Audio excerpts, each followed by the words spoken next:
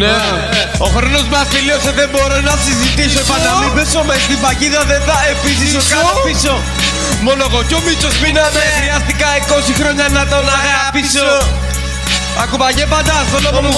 Αυτός μου είπε πάμε όταν έκανα το δρόμο μου. Αυτός ήταν μπροστά στις καταστάσεις. Κι αυτός δεν τσέψε από μέσα μου το Μίτσος αλλά και το φόβο μου.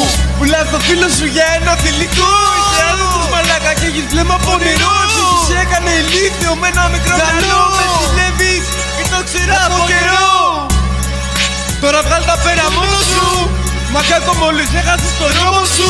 Κοίτα τα μάτια μου, έχει ένα φόβο σου. Δεν θα σε πίσω, θα σε χτυπήσω και αυτός είναι νόμος μου.